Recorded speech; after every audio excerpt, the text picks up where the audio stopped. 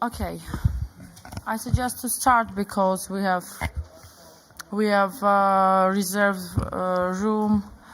Sorry, yeah, until 1 o'clock. So we have just 1 hour to discuss. And thank you very much for coming. My name is Gane Gabrielian. I'm from Armenia, the Deputy Minister of Environment. And thank you very much for colleagues to join us. And we have also our partners from EU delegation online.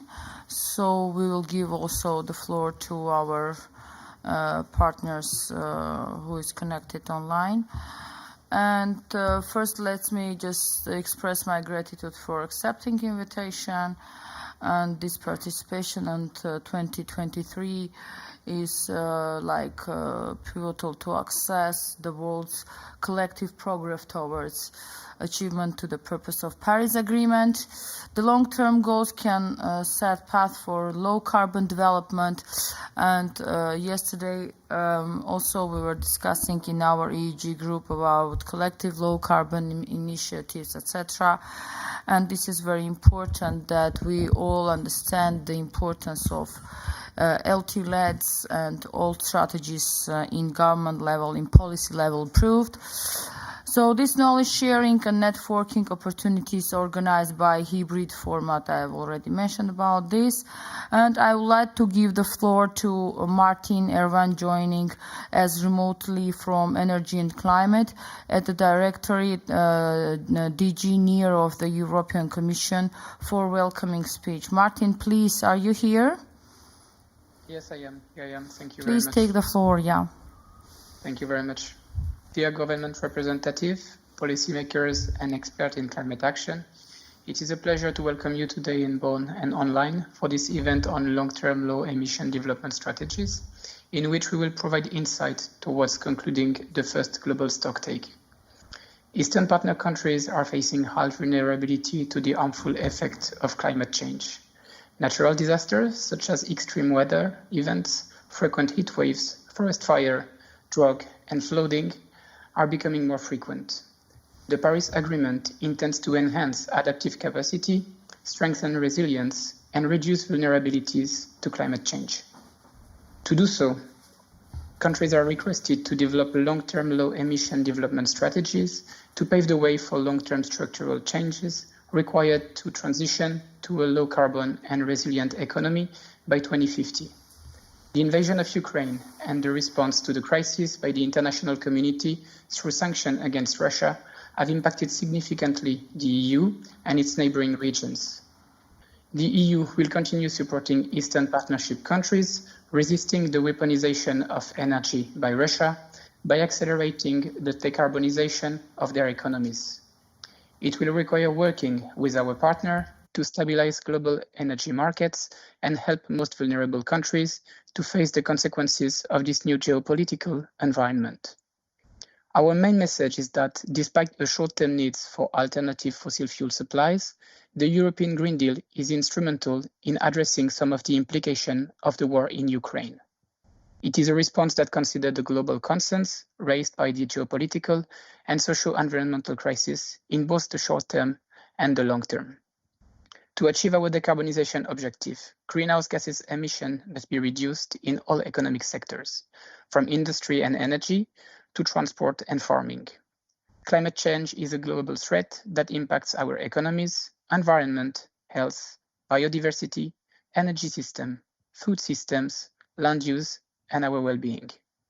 Therefore, taking short-term actions in the context of the long-term structural changes are required to transition to a low-carbon and resilient economy by 2050. In that sense, the Commission has been funding the EU for Climate project, implemented by UNDP, to assist Armenia, Azerbaijan, and Georgia in preparing their LEDs, which include the development of scenarios, analysis of mitigation options, carrying out consultation, quality assurance and control, report writing, and consultation, among others. Moldova was supported in developing the draft updated LEDs 2030 and carrying out the stakeholder consultation. Ukraine already prepared its long-term strategy before the EU for Climate project started. The main objective of this event is to present progress made by Eastern Partnership countries in designing long-term LEDs and bring insight from other actors that contribute to climate governance and business models that support national governments' efforts. This workshop is the right opportunity to move ahead, concluding the first global stocktake, raise awareness on the added value of such mechanism, and facilitate dialogue among Eastern partner countries. I wish you a fruitful discussion, and I hope this workshop will yield another important step towards climate action. Thank you very much. Thank you very much. Thank you for your introduction and for information, Martin. I would like also to give the floor to Yevgen Groza, the coordinator of EU Climate Regional Project. Please, Yevgen, the floor is yours. Thank you again, and good afternoon, colleagues. First of all, let me say thank you to Ervan, representing DG NEAR, and Fabian from DG Klima, who is also online, for the ongoing support by the European Commission. Without that, we won't be able to do the results delivered by the project, and we won't be able to present them today. EU for Climate has been supporting Armenia with enhancing climate policies since 2019. I'm very happy to say that we have completed the update of the NDC of Armenia by establishing the target to reduce emissions by 40% until 2030. This target is a substantial improvement compared to the first NDC, and I want to congratulate Armenia with the increased ambition, and I'm very happy to work together with the colleagues from the government and UNDP to reach that. To support the implementation of NDC and to develop the longer-term goals, we've also been working on preparing a roadmap for the development of functional national greenhouse gas emission inventory system for Armenia. This work should help the country to implement the enhanced transparency framework required by the Paris Agreement. Also to promote the best practices of the European Union, we assisted Armenia with developing a package of legal acts on addressing the fluorinated gas emissions in accordance to the EU regulations on substances that deplete the ozone layer. Also, EU for Climate in the past helped Armenia with conducting the climate public expenditure and institutional review. This work should help to understand which way the national and international sources of finance go to address climate change mitigation and adaptation. And now, during this workshop, the government of Armenia and my colleagues from UNDP will be presenting the results of the long-term work on preparing the mid-century climate strategy. This work is based on a number of other technical studies, including the studies in energy, agriculture, transport, and land use sectors. Also the program for energy saving and renewable energy development until 2030, prepared by EU for Climate. And studies about mainstreaming climate policies to agriculture and transport. So overall, this work contributed to the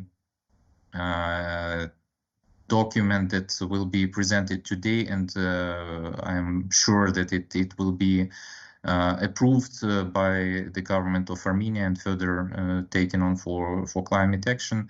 I want to thank once again the European Commission, both for the financial support, but also for the technical guidance they provided to us throughout this work we've been doing. I want to thank the government of Armenia for their ownership and involvement throughout this challenging work, and of course to my colleagues at UNDP for the dedication and hard work to make possible the development of the draft mid-century strategy for Armenia.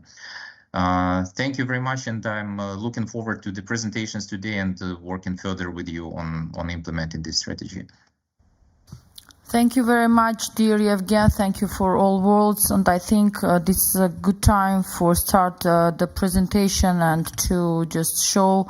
And I'm really happy to say that our Georgian friend has already accepted the LEDS and the Georgian representative. If I can ask you for 2 words.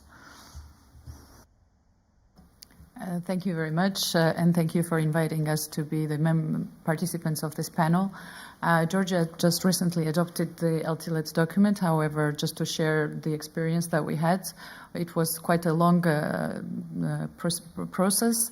It took a couple of years, and then it took some time after we finalized the document, because we thought that it should also entail the 2050 climate neutrality trajectory, which it didn't have in the beginning. So that was one of the adjustments that we made to the document. Afterwards, we also looked at it through gender lens and as well as just transition lens. So we made also some updates to the document afterwards.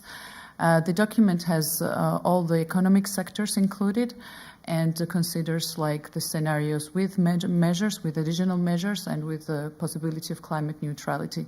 However, this document is kind of more like a concept rather than a strategy, because it's very difficult to, in Georgian legislation, it's not possible to have a strategy or action plan up to 2050. So sometimes this is also an issue on national levels that we do want to commit. However, some legal aspects need to also be considered.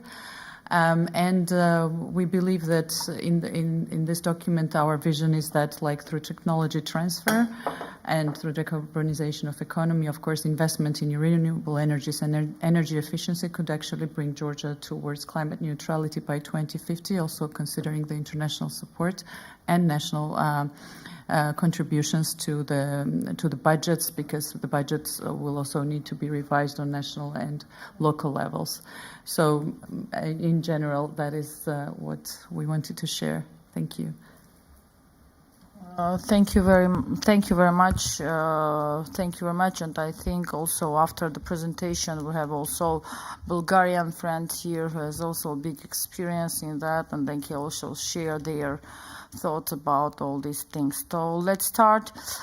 And I just want to say is that the climate change already currently observed and expected in the future is associated with the spread and irreversible consequences. Thus, we need to take urgent actions to minimize these risks. And despite the insignificant share of Armenia in anthropogenic greenhouse gases emission, this is about 0.02%.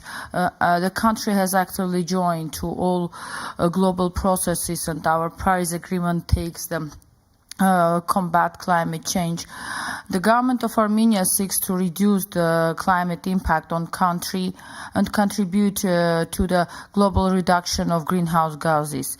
In order to implement the Paris Agreement, the government has already adopted several strategic documents initiated, and I just want to say that it is very important for us that we have already created 6 adaptation plans, and 2 of them has already adopted. This is about water adaptation plan and healthcare, and now in the process it is tourism, agriculture, forestry, and urban also strategy. And the one that we are now working on and finalizing, this is LEDS 2050. I think this week it will be already with government discussion, because it is already circulated, and this is very important now to share it with you and to know also what do you think about it, and what do our friends in online think about all these papers. And we all now in the process of finalizing the NDCs, because starting from 2024 we are in the process of creating new NDC plans. So I really agree with you about budgeting, about financial all gaps. I just want also to inform that the finance climate is one of the main topics for government of Armenia. We have just finalizing the report in fiscal risk assessment with IMF, Ministry of Finance and ADB, so you can find it in IMF website if you are interested about climate finance and fiscal risk assessment.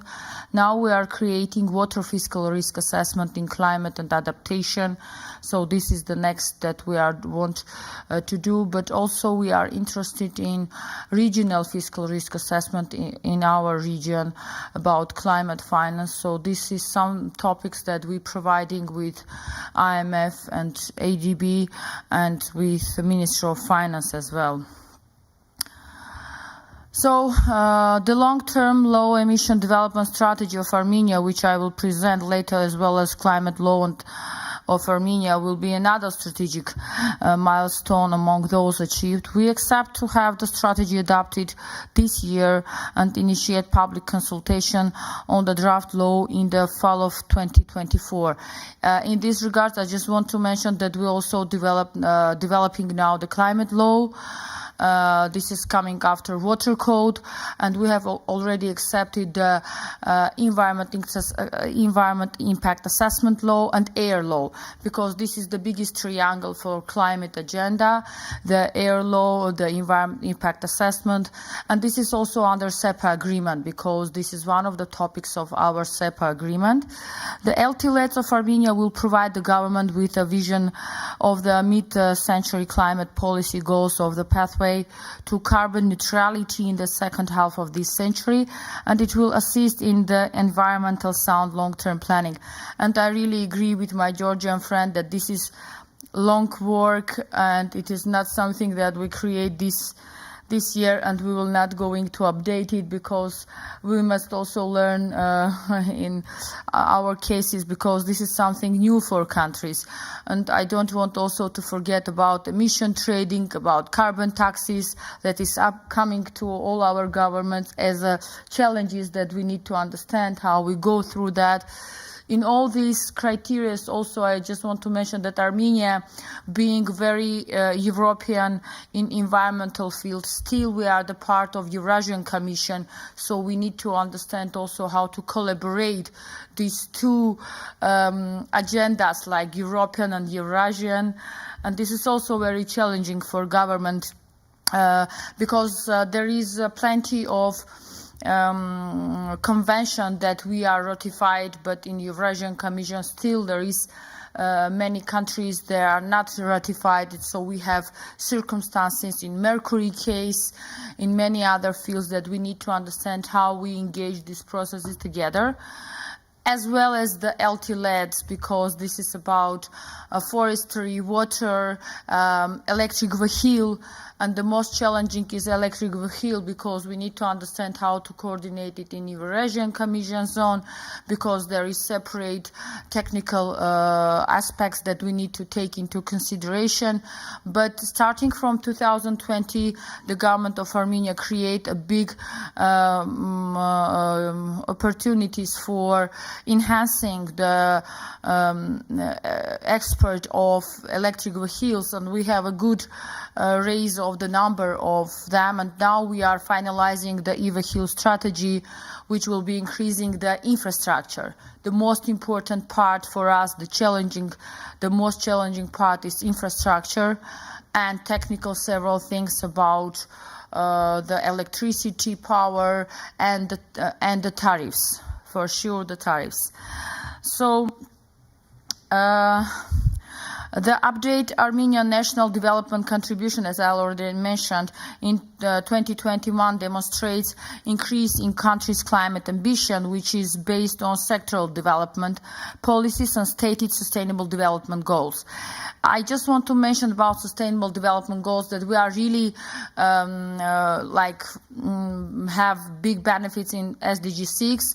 SDG 13, and this year in New York we also raised the importance of water and climate, because this is, I think, the new challenges of this century in climate agenda, and we need to increase the understanding of water impact and vulnerability. And Armenia can feel it the most, because this is one of the countries that do not have any sea, so we are land located, and we have many type of climate zones, so we can feel that in our two marzes, Ararat and Armavir, it is already starting the drought, and we are now creating drought management because we do not have any water there, and the forestry issue is coming also there, and then a big issue is coming from neighboring, because we have several challenges also there. In defined countries' new mitigation goal to be implemented by 2030 with 40% reduction compared to the level of emission of 1990, which is driven by the energy sector. Being a country that is not fossil fuel producer, Armenia's transition to carbon neutrality is at the core of the country energy independence, energy security, and green growth. Country vision of resilient and low carbon growth directly connected to both on investment in renewable energy, transport, and energy efficiency, reforestation, scale, and adaptation to the forest cases climate change impact. And I just want also to mention that we are in the process of finalizing the circular economy and green economy, which is the very directly one of the main importance in our government, because we also working in understanding of increasing green bonds. This is one of our next challenges that we want to increase. Armenia has already have green bonds 2 years ago, and now we are working on new understanding of renewable fund and possibility of increasing the private sector to be able to make green bonds, and starting from 14% credit accreditation to increase it until 7%. And this is also we are hoping to do under support of GCF Foundation and private sector involvement. And 3 of our banks already is in the process of accreditation for direct access. And I am happy to share that in Georgia we have one TBC bank which is already accredited. So this is giving us also an opportunity to create some regional opportunities for banking and private sector, because in this case I think also that we want regional bonds and state bonds, regional and national bonds, and this is a good opportunity for us, that if we have in our regional private banks who has the accreditation, so they can create a consortium and provide these green bonds also in regional level.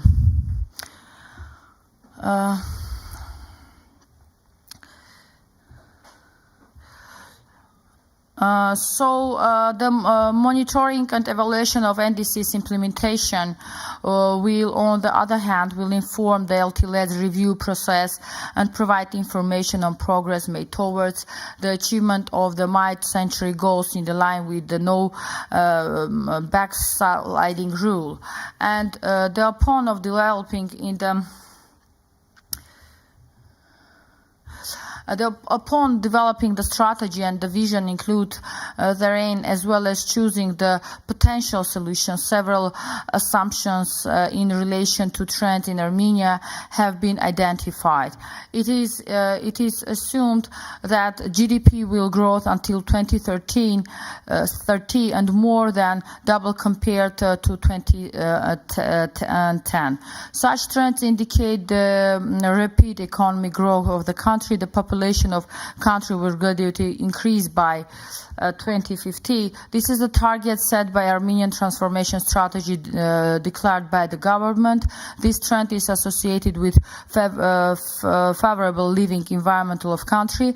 In this regard, I just want to mention that we make the possibility of several scenarios, because the increasing of population and the GDP growth, we also make some economic expert assessment, and we give several scenarios in our case. This is something that we have scenario that GDP will increase above 4% and 7%, and the growth of the population something between 3 million and then 5 million. So we have also playing now with all these scenarios to understand the best cases, and this is very important for us to understand the realistic scenarios, the optimistic scenarios, and the pessimistic scenarios.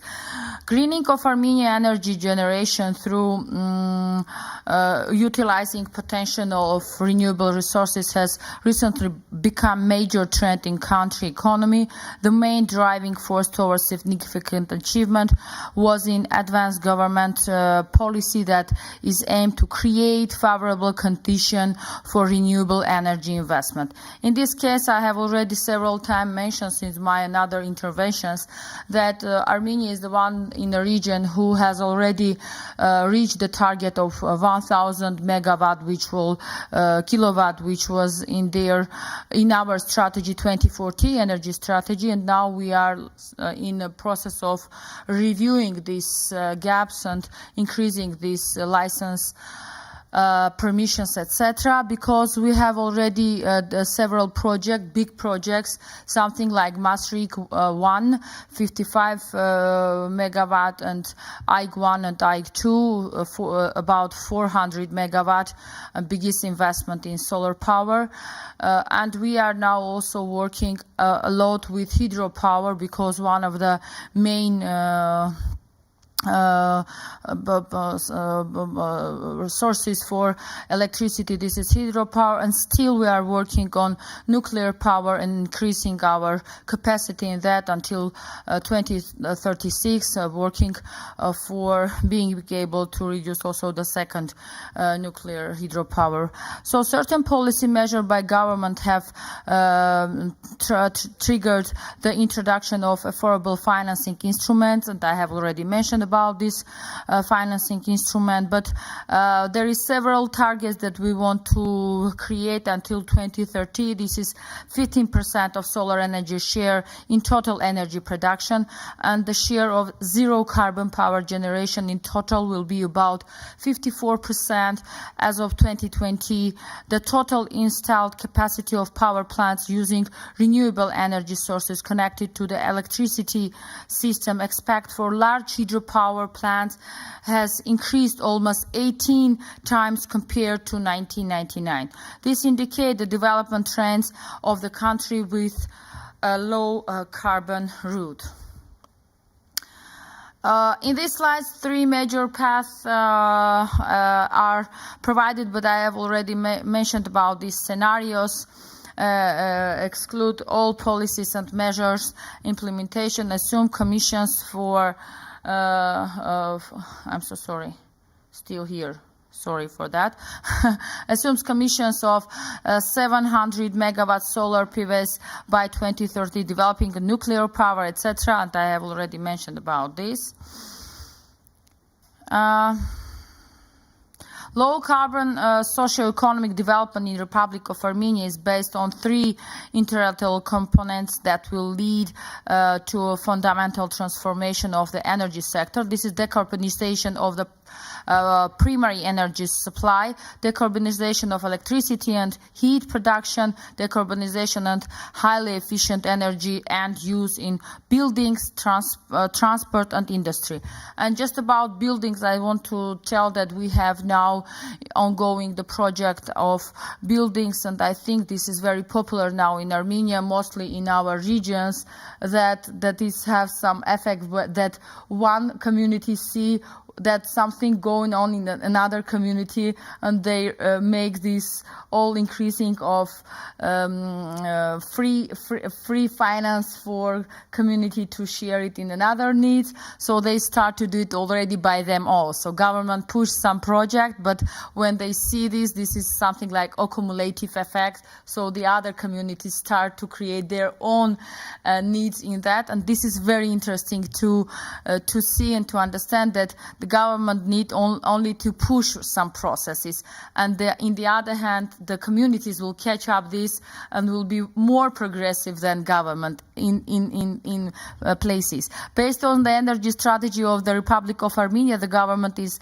committed to policy and maintain nuclear power, and I have already mentioned about that. Furthermore, the greatest reduction in greenhouse gas emission from the energy sector will be achieved through a change in the energy mix and a shift towards more sustainable energy sources.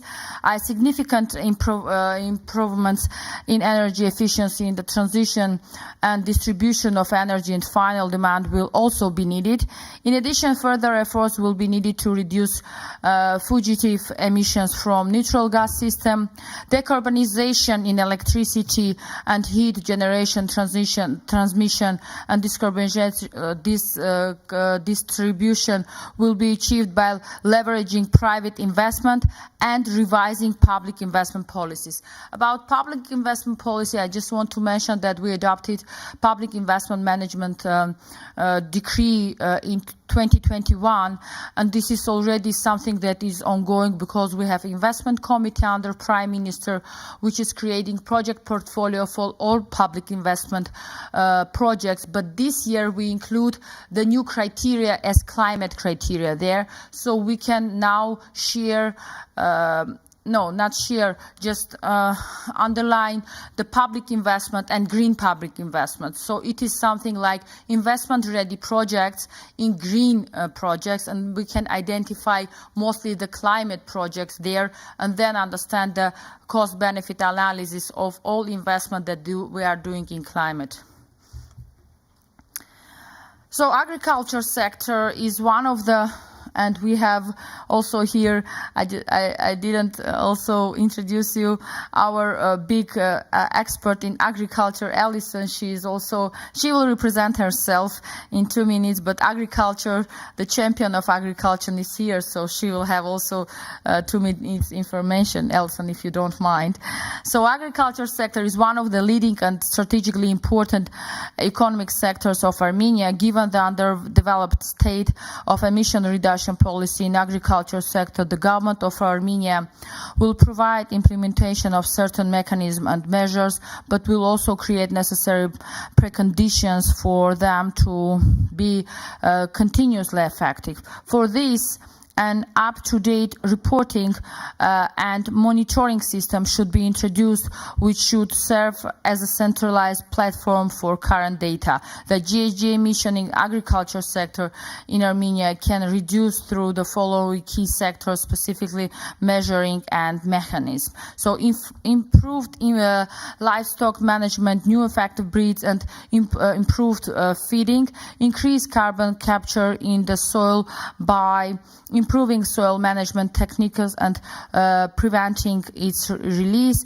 reducing emission from nitrogen fertilizer use and sophisticating of organic agriculture, N2O emission from soil, improving manure, introduction of conservation agriculture. I just also want once again to mention that in this case we have also now in the process of adaptation the agriculture adaptation plan, and again this is one of the most important fields in Armenia, and I want also to say that there is many subsidized projects under government which is aimed to have IT technologies in agriculture, circular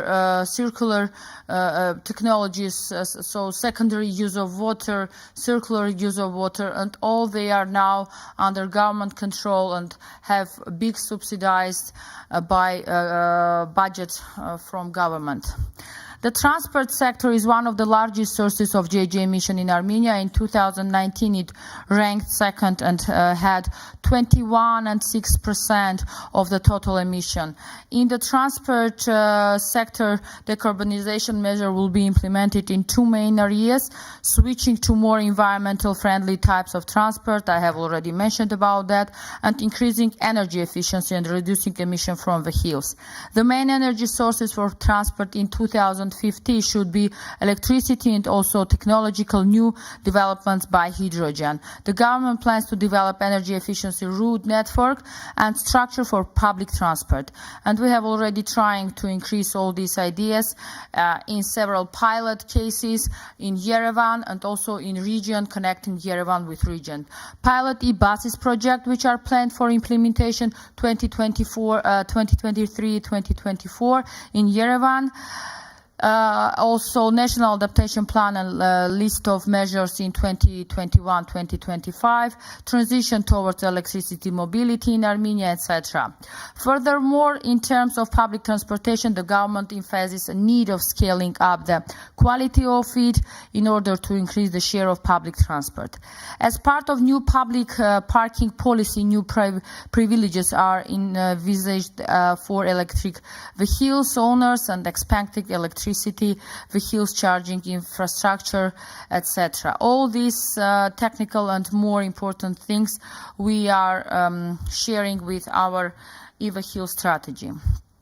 And in order to improve land use, the government will increase of forest covered area of Armenia from currently 11% to 12 and 9% in 2030. This target is very managed by Prime Minister, and we increase also budget investment in forestry. This is the first time that we're increasing about 200% the budget support in forestry, and this again shows the government of Armenia direction in environment, and this is all under pressure of and control Prime Minister. And this year we're trying also to reach very high target for us. This is something about 2,000 hectares of reforestation. And also we start the new GF8 project with World Bank. This is about landscape forestry, and we also think that these projects will increase the situation. Improving forest management practices, application of new technologies, etc. I'm trying to finalize, not to be too long. So in this case, I will stop here, not to be too boring and to sharing all these things with you, but we hope that soon we will have also LEDS, and we are happy for Georgia that they already reached the final line, because it is something that we can say, whew, we did it. But again, I'm waiting for your questions and your comments, and also we'll ask the people from online and offline if you have any ideas or thoughts. So please don't hesitate and share it with us. Thank you very much.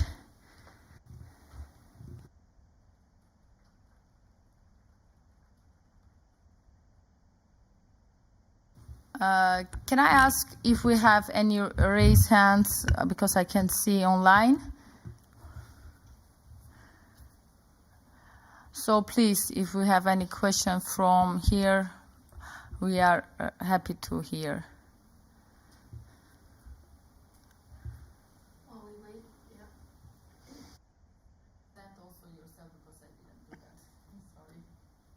We can both introduce ourselves. I'm Allison Chatrachan. I'm really proud to be on the delegation of the Republic of Armenia, but I also work with Cornell University on agriculture and climate change. And really nice to be here with Ekaterina. Sorry, I forgot to introduce myself, but my name is Ekaterina. I represent the country of Georgia. Now I'm here on behalf of the Ministry of Environmental Protection and Agriculture. So I just wanted to, Guyana, if you can switch back to the agriculture slide. I wanted to note that Ekaterina and I have both been participating actively in the Koronivia joint work on agriculture negotiations for several years. And now it's the Sharm el-Sheikh work program on agriculture and food security. I think with our colleague from Russia and other EEG members, it's really important that the EEG group is represented there. And especially for Armenia and Georgia, Armenia emissions from total emissions, we know that our 66.7% of emissions are from the energy sector, but then agriculture is the biggest emissions with 18.5%. So what I really am interested in working on at Cornell and with Armenia is the fact that we can work on co-benefits and synergies between emissions reductions and agricultural adaptation. So I'm very excited to see that Armenia's updated nationally determined contribution focuses on agriculture, improving nitrogen fertilizer management. That's something we have expertise at Cornell. Be happy to work with countries in the region. Development of organic farming, sustainable intensification of livestock breeding, and promotion of digital agriculture. There are, of course, a lot of challenges to this.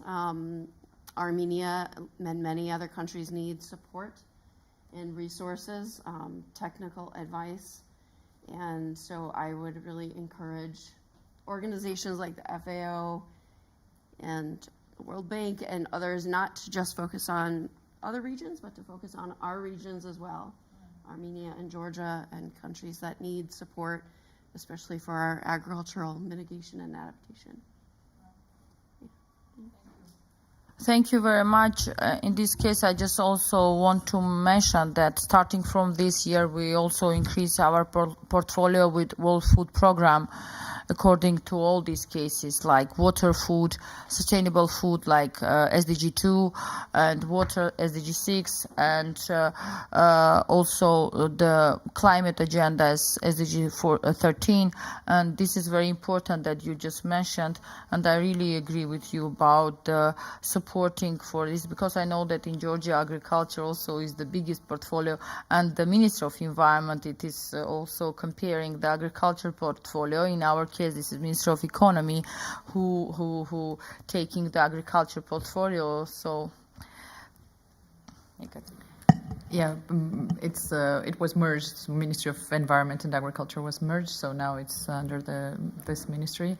Even though the biggest emission sector is the energy sector, agriculture remains one of the main sectors where people are employed and with the second biggest emissions. So, of course, investment in mitigating GHG emissions from agricultural sector and also increasing resilience at the same time is one of the priorities of the country. thank you very much. Do we have any question? Yeah, please. Just introduce yourself if you don't mind, yeah? They will give you now the microphone.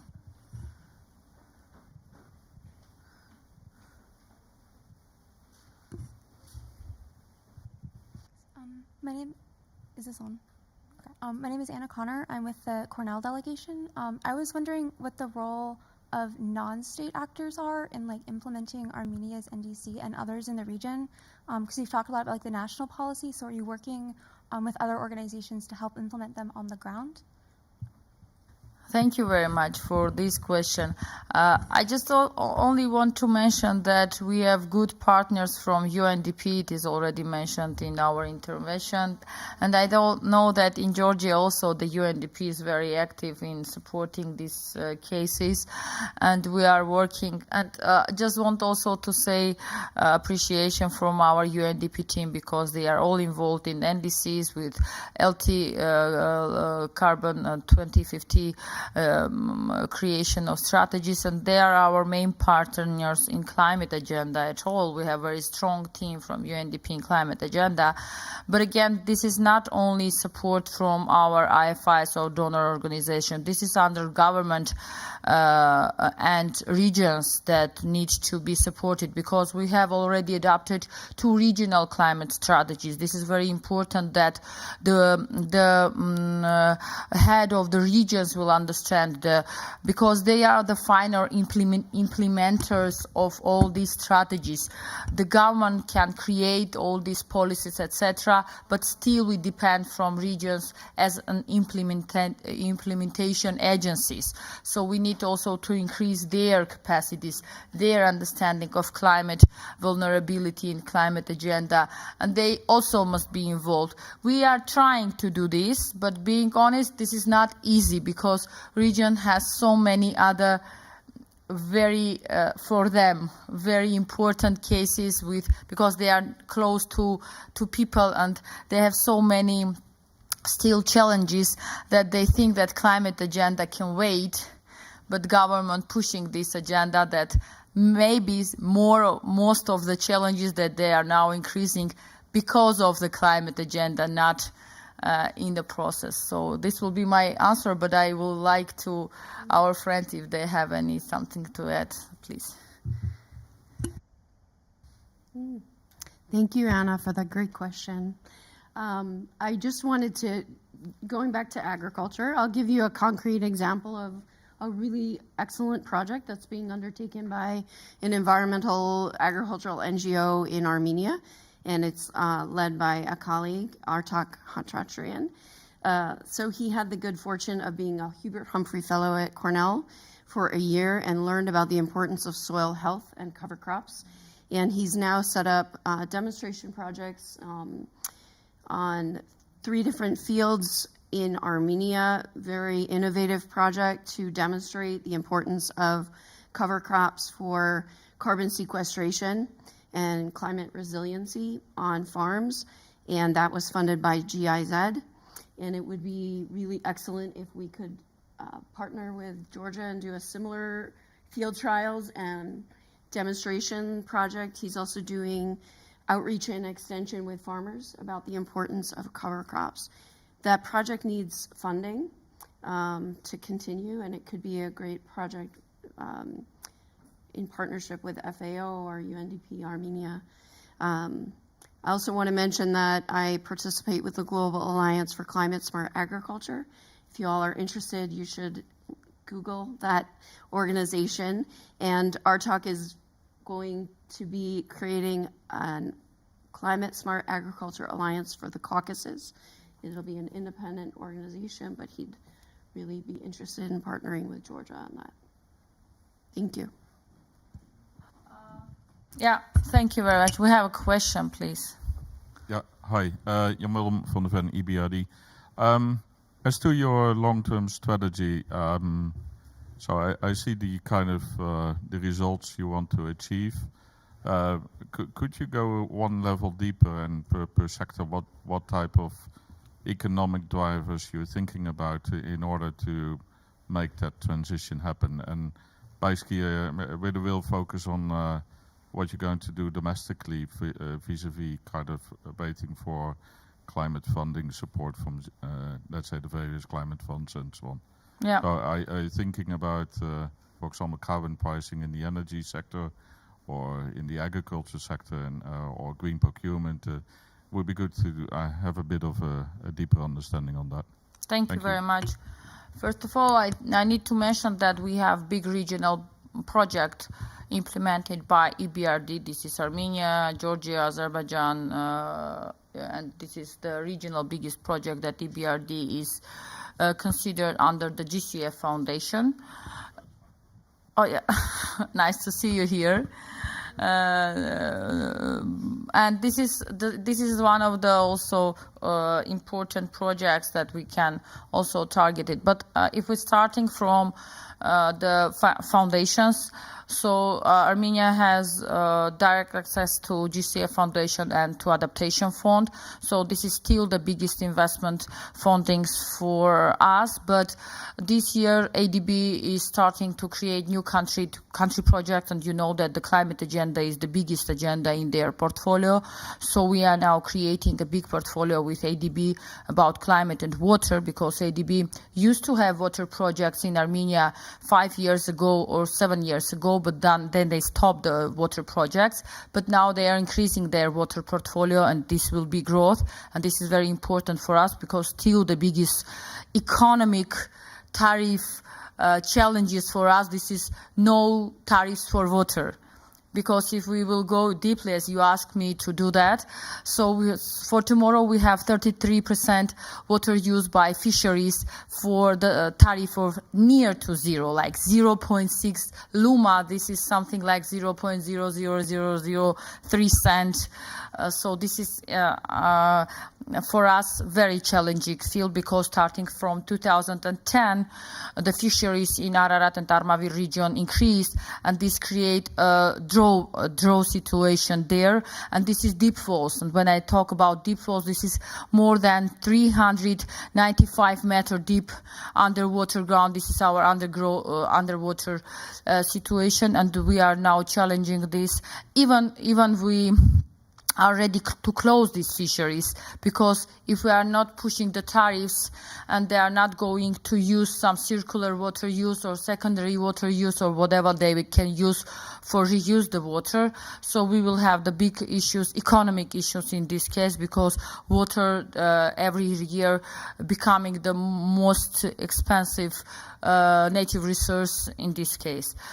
The second thing of greening the economy, this is waste management, and we also providing the EPR system in Armenia, and want to understand also the taxes and the understanding of how we can increase this foundation for making it separately for budget, because now it is state budget who take all the taxes, and it never come back any preferences to communities. So they are not interested in high level of waste treatment, of waste reuse of waste, etc., etc. So now the biggest challenge in this case in circular economy, the 40% of the gaps, this is about waste treatment and understanding of EPR system, and maybe creating some separate agency who will create this system, and it will be separate the tax from budget, like global taxes impact. If we are talking about the forestry, this is the projects that all provided mostly by FAO and GCF, and we have also KfW biggest project in the region, like 23 million already approved. This is biodiversity, forestry, and just reforestation and biodiversity. The FAO project now is ongoing under GCF Foundation. This is about 18 million, and we are waiting for this. This project has already started. Talking about the economic part, it is not connected with my note, because I try to change the slide. Yes, this one, please. And we have already talked about the scenarios. We have, in this case, the government strategy that is showing a GDP under 7% by 2026 and 4% for 2026 to 2050. This is the most challenging economic part for us to understand, because still we have not stable situation in security level. We have election in 2024, 2026, etc. So all these economic expert things for us is challenging, and you are right that we need to go deeply inside of these prospects. But we still think that now we need to increase the budget investment in environment, because as I already mentioned, I will show you several numbers. If we will not do anything, not invest in climate today, so after 30 years, we will have erased our fiscal risk until 65%. This is already the showing in IMF report. If we will have middle scenario, so we will have 45%. But if we will invest now, the NDC needs that we calculated above 1 billion and half. This is in all fields. So we will keep the fiscal risk assessment in GDP growth.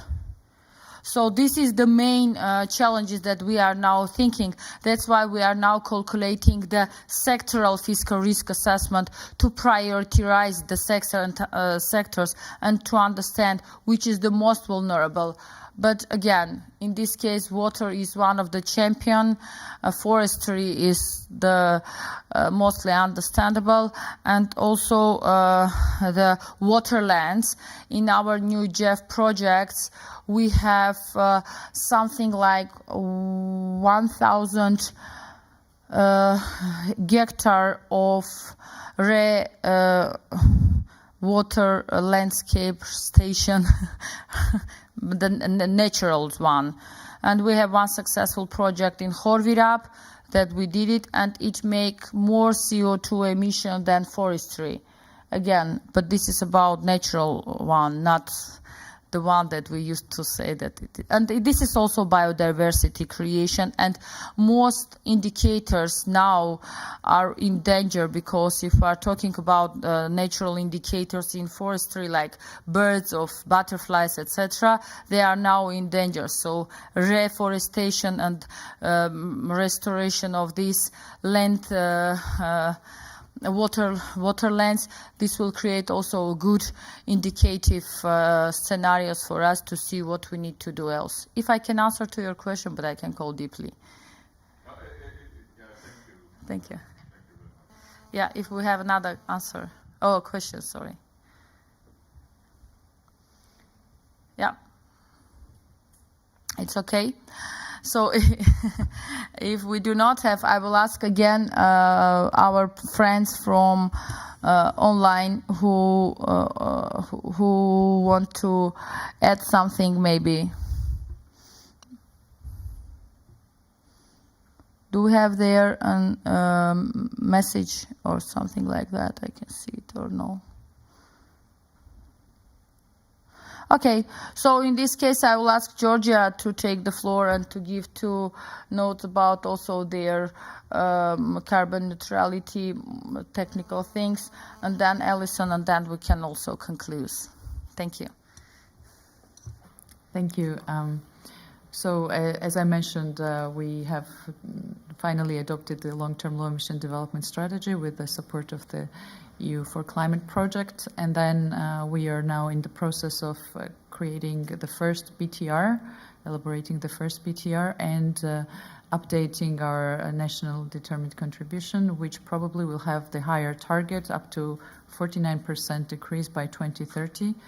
And in the process, we are also collaborating with the Ministry of Economy to develop National Climate and Energy Action Plan, which will have the same target up to 2030, because this is the requirement under the energy community that Georgia is party of. And of course, we share all the kind of main challenges and barriers that our colleagues already mentioned, because we share the regional challenges, of course, and of some other social aspects which sometimes are prioritized over climate and environmental issues.